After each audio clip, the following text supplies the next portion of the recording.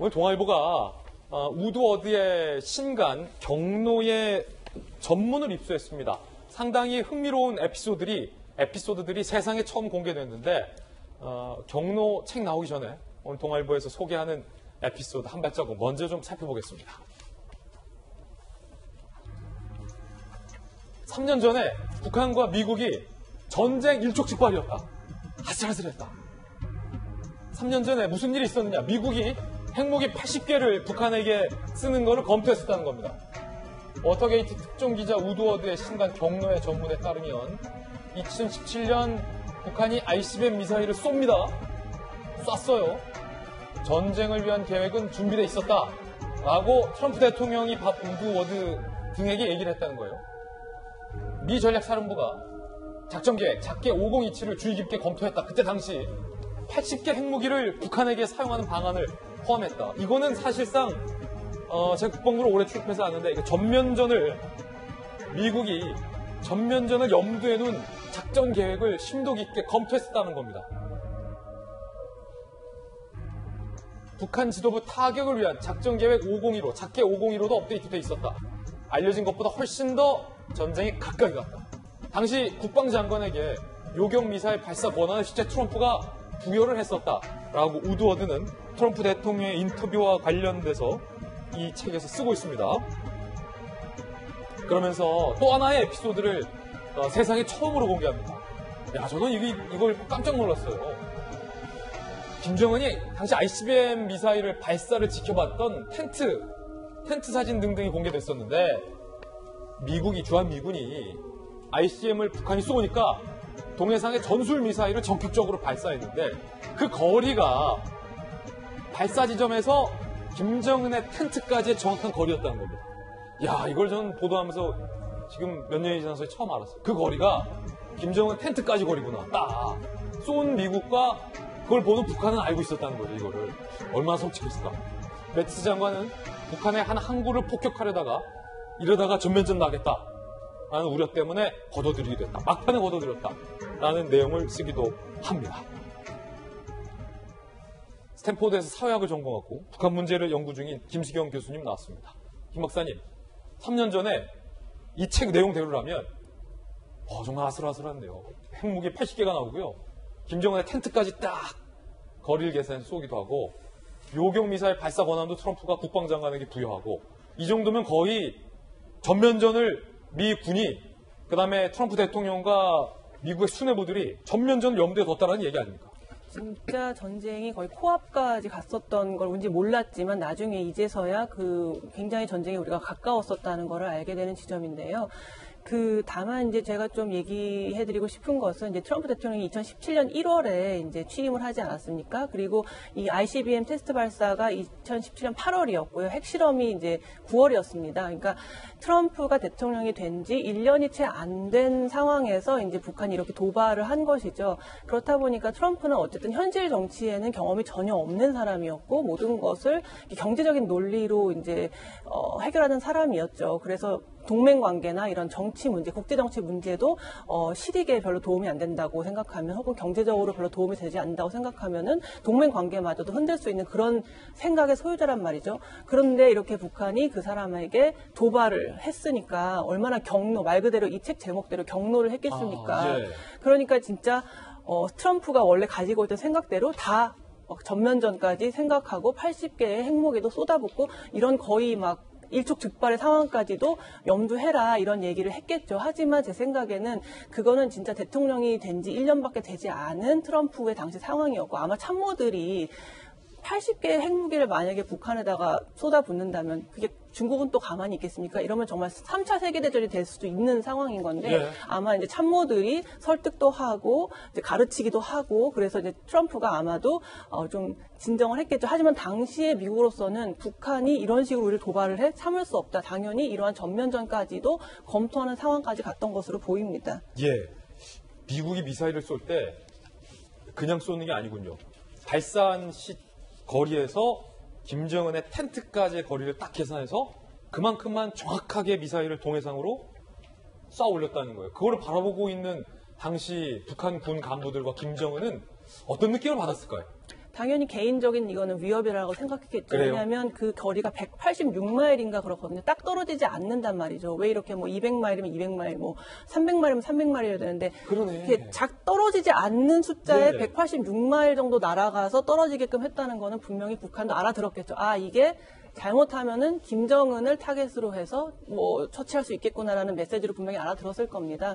그래서 굉장히 북한의 입장에서도 좀 모골이 송연하고 아마 그거에 대해서 많은 뭐 대응을 또 생각했을 것 같습니다. 사실은 뭐 김 박사님께서 더 잘 아시겠지만 저도 국방부 오래 출입해서 아는데 미군의 능력이라면 미군의 군사 능력이라면 그렇게 정확하게 김정은의 텐트 혹은 김정은의 막사 혹은 김정은이 있는 주석궁 등을 정확하게 요격해서 정확한 거리로 발사하는 게 충분히 가능한 일 아닙니까?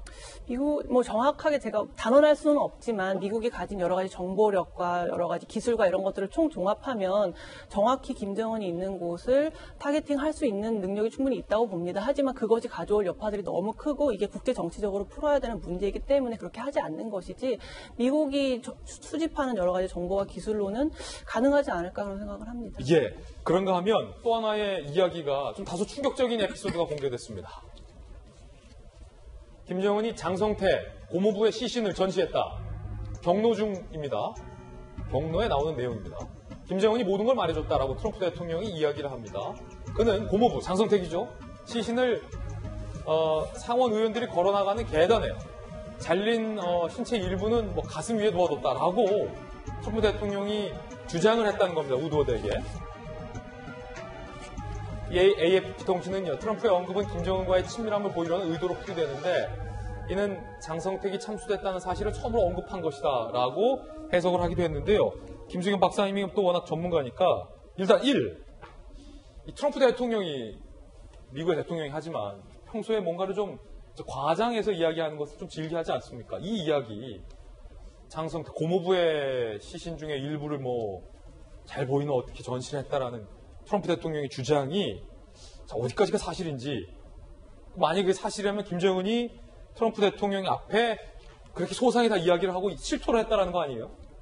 그러니까 이게 참 김정은 위원장이 예를 들어서 이제 장성택 처형에 대해서 사실 뭐 의문들만 있었지 정확히 확인된 바가 없었지 않습니까? 그렇다 보니까 아무래도 트럼프에게 이거 내가 아무도 모르는 건데 좀 얘기해 줄게라는 식으로 좀 친근감을 표시하기 위해서 얘기했을 수도 있고 또 김정은 자체도 내가 이런 정도의 사람이야. 고모부를 처형해서 참수를 해서 그 시신을 북한 고위 관료들이 드나드는 그런 계단에 놓을 수 있을 만큼 내가 그런 사람이다라는 걸 좀 과시할 수도 있을 거라고 생각해요. 그게 사실인지 아닌지 정확히 알 수는 없지만 그리고 또 이거를 받아들이는 트럼프의 입장에서도 또 그 약간의 과장이 다시 가공됐을 수 있죠. 그 인터뷰어에게 얘기할 때. 그리고 이게 다시 책으로 나오는 과정에서 또 한 번에 가공이 있을 수 있다고 생각해요. 그래서 실체적 진실이 어디까지가 진짜인지는 정확히 알 수 없지만 김정은에서 트럼프로, 트럼프에서 다시 책으로 출간되는 이 과정에서 내용에 조금 과장은 있지 않을까라는 생각은 드는데요. 어쨌든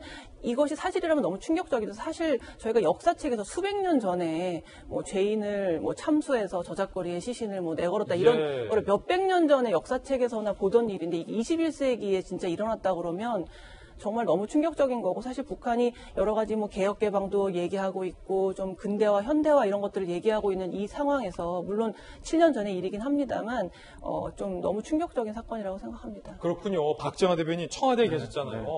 그렇기 때문에 당시 청와대에서도 이 북한과의 관계와 관련돼서 여러 가지 일들을 많이 알고 계시잖아요.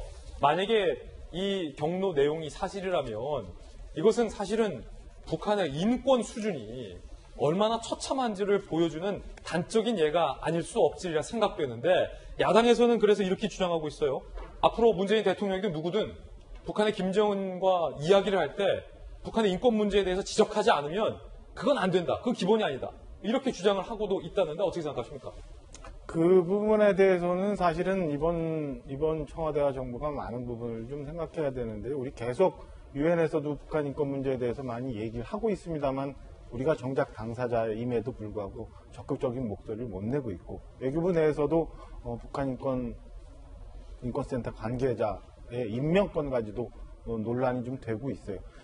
저 사실에서 볼 수 있듯이 몇천 년 전에나 있을 수 있는 일이 사실이라면 북한에서 지금 발생하고 있는데 공무부는 저렇게 해서 뭐 참수를 했다 그러고 이복형은 또 독사를 해서 어떻게 하고 뭐 이런 게 김정은과 그 주변에 있는 사람이라면 우리가 김정은 위원장을 쳐다보는 시각과 북한의 주민들, 인민들을 보는 시각과는 엄연히 분리해서 쳐다봐야 되는 거고 앞으로 북한을 얘기할 때도 이걸 뭉뚱그려서 너무 민족적 감정이나 이렇게 감성적으로 흘러갈 일이 아니라 분리해서 주민들과 이 엄청난 우리가 상상도 못하는 일을 막 해내고 있는 김정은이라는 위원장과는 분리해서 생각을 해야 된다.